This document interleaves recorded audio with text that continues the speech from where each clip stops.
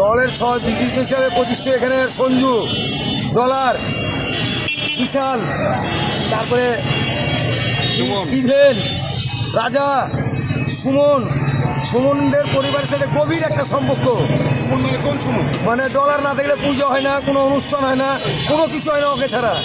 অনিনল ওই পরিবারে ঠাকুর সুমন? ঠাকুর সুমন, পদ্মা মন্দিরের পদ্মা না গঙ্গা?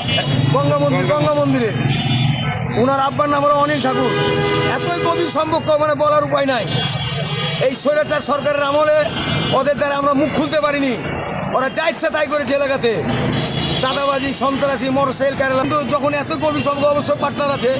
ওই রেস্টুরেন্টের মালিক নাকি দুইজন? হ্যাঁ, ওই রেস্টুরেন্টের মালিক দুজনা। ডিঙ্গি হ্যাঁ, ডিঙ্গির ডলার, সুমন, এটা মালিক, তারা মালিক ওখানকার।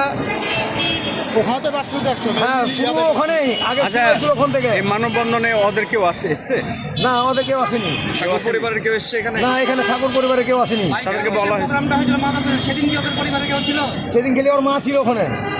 কুখ্যাত মাদক ব্যবসায়িক, হ্যাঁ, এটা এটা সবাই জানে। এটা সবাই। ইনার সাথে আপনার হলো ব্যবসায়িক পার্টনারশিপ কিভাবে শুরু হলো? না, আমার কোনো ব্যবসায়িক আপনি যে ডিঙ্গির আপনি দুজন পার্টনারশিপ ছিলেন শেয়ার নেই এখানে। আমার ছিলেন, বাড়ির এবং সামনে আপনার করেছে। ওদের বাসাতে যাতায়াতটা কিভাবে? আপনি একজন পুরোহিত হয়ে কি হিসেবে একজন মাদক না, আমি ব্যবসায়ীর ওনার বাসাতে বাসায় যাতায়াত করেন? যাতায়াতটা আমার না, আমার পিচ্চিটাকে নিয়ে। যাই ধরুন গেছি, এটা খেতে গেছি, অ্যাটেন্ড করেছি, এটা। কিন্তু একটা পুরোহিত হয়ে আপনাকে অবশ্যই ইগনোর করতে হবে সেই বিষয়টা।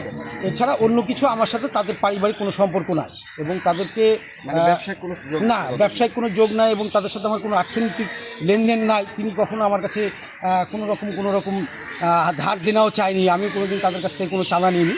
তারা পারিশ্রমিক আমাকে এখানে শ্রম দিয়েছে। আমি দুর্গাপূজাটা শেষ করেছি। দুর্গাপূজার পর থেকে তাদের সাথে আমার কোনো লেনাদেনা নাই। আর ডিঙ্গির প্রশ্নটা তো আসেই না, আমি ডিঙ্গির সাথে কোনোভাবে জড়িত না। আপনি ছাড়া কারোই বিয়ে দিই। আপনি রেজিস্ট্রি নিয়ে আসবেন, আমি বিয়ে দেবো। কোর্ট এফিডেভিট করে যদি আমাকে কোর্ট স্বীকৃতি দেয়, সেক্ষেত্রে আমি বিয়ে দিই। এছাড়া আমাকে আমারই এক বন্ধুর বিয়ে দিয়েছে আপনারা।